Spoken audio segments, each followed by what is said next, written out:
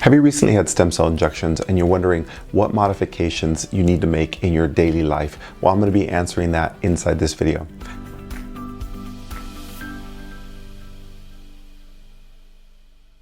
My name is Dr. Chris Garcia. I'm a leading expert in stem cell recovery, and I'm excited to help you recover safely and properly along that journey.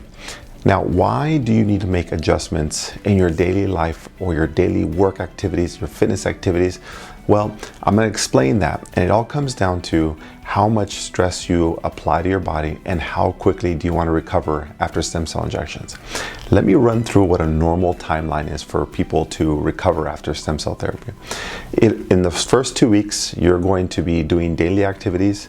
From weeks 2 to 6, you're going to be starting physical therapy and doing basic body movements and mobility. From weeks 6 to 12, you're going to be doing a little bit more resistance exercise, body weight, and after weeks 12, you're going to start maybe entering the gym and adding a little bit more resistance. At week 16, you're starting a little bit more functional activities, and month 5 is where you enter in getting back to those functional activities gradually, whether that's pickleball or jiu-jitsu, and month 6 is where you're starting to feel really good to do things. Now, where do you have to make some modifications? There's only 3 real big places you have to make modifications, and that is the duration, the total weight, and the speed at which you do things. And you'll be able to put these 3 principles inside your daily life, your fitness activities, and your work activities. Let me explain. Now, when it comes to duration, maybe you stand for work. Maybe you stand a lot at home. Maybe you are constantly on your feet, going up and down stairs. Well, the duration at which you do things, the length of time, is going to have to cut down by at least 50% in those first few weeks, probably the first 6, maybe even to the 12. The duration is very critical for you to understand that whatever you were doing before, you have to soften that, you have to shorten that down just a little bit. Why? Well, what you're going to realize is that stem cells during those first 6 months, their jobs are to go in, cause a little bit of inflammation, repair everything that needs to be done. Now, imagine if you've gone through workouts, you've gone to the gym, you've ran a marathon, you've run a 5K, you've played tennis, and that soreness feeling that you feel after. Well, that's your body recovering after a workout. And that's essentially what the stem cells are doing. They're reproducing that same effect. And so for you, imagine, running a half marathon and the next day trying to walk and go up and down stairs. You imagine how hard or difficult that would be. That's the equivalent of you trying to walk and do things right after stem cell injections. That body is going through a lot of trauma. It's creating a lot of inflammations. And a lot of times clients think that they're going to work magic and you're going to feel really good the next day or really good in a month or 2. And you have to realize that your body's going through a big transformation. And because of that, you now have to apply the same principles that after working out, having a big workout session or a big event is now going to have to be applied to 6 weeks and maybe up to 12 weeks.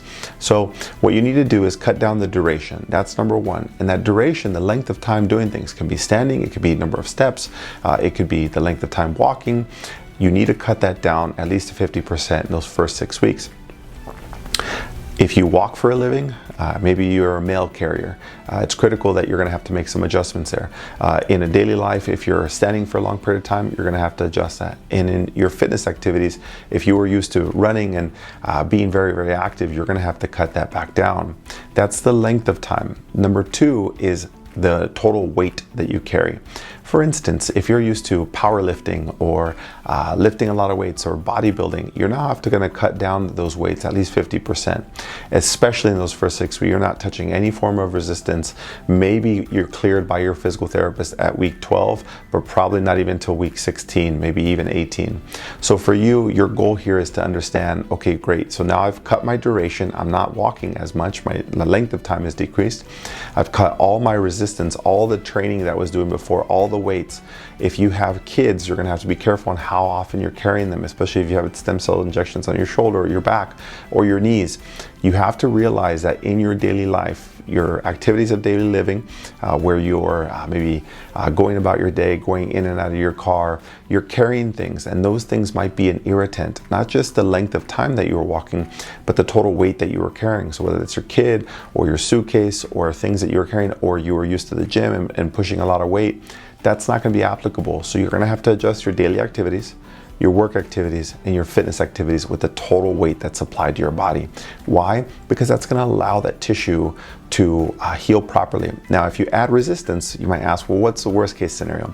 Well, when you do this and you add resistance to your body that's recovering, all you're doing is delaying this recovery process. So it's up to you. Do you want to double this length of recovery time? Do you want to maximize this short time? That's what it really comes down to. So we've maximized the duration. We've cut your walking, we've cut your stair climbing, we've cut your total activity down. We've cut your weight, the total resistance that you use. And the last thing you have to consider here is your speed, the speed at which you do things. And you're probably a go-getter. You love to move. It's very difficult to slow you down. Well, these stem cells are recovering, and it's your job to maximize that care. So if you decide to go at the pace that you were doing before, your body's going to react, and you're going to have inflammatory processes continuing to happen, and it's going to slow your progress, and you're going to have what we call a flare-up, where your body is knocked down for 2 to 3 days, where you can't do much, and you feel sore, and you feel like you didn't do anything. It's probably because you didn't control those 3 variables: the total length of time that you do something, the weight or the resistance that you use, and the speed at which you do it. And you probably didn't modify these variables in your daily activities, meaning there's work, and then there's fitness, and then there's everything else. And those daily activities are probably crushing you. It's probably the thing that's going to cause more and more flare-ups. So if you're looking to maximize your healing process, you need to control these 3 variables in your daily life: the duration, the weight, and the speed. You do that, you're in a great position to maximize your recovery. And if you've been doing those, great. If you're considering stem cells, put this in your calendar. This is going to have to happen. If you're in the middle of the stem cell recovery process, welcome to reality. Now you're realizing the little things that causing you irritation, but you didn't even know. Now this should point you in that right direction. If you still feel lost and you feel like you're stuck, you're not sure what things to control, it's overwhelming to think of all these things, where to start, my team and I at the Stem Cell Recovery Experts, we'd love to be able to help you on this transition, on this process, to be able to narrow down. Essentially, our main goal is to look at your daily activities, your work activities, and your fitness activities, and then help put that together and say, well, it's easy. You're walking too much over here. Your work activities modify this, maybe sit more or stand up more, and then your fitness activities, here's what you can adjust, and here's where you can put them at week 6, week 12, week 18. It's here to simplify that process. And if you feel stuck and you're looking for a little bit of help, a little bit of guidance to what we call put bumpers along the road, kind of soften things up and make it really, really simple, we're excited to be able to help you along that journey. You can reach out to my team at any of the contact information below. But ultimately, I hope this helps point you in the right direction as you navigate what the stem cell recovery process is. As you go along the way, feel free to reach out with any questions. I'm excited to help you on your journey. Take care. Hi, if you found this video helpful, please give it a thumbs up. Don't forget to subscribe and hit the bell notification for my weekly tips on recovering safely to create long-lasting results after stem cell therapy. Thanks, and I'll see you soon.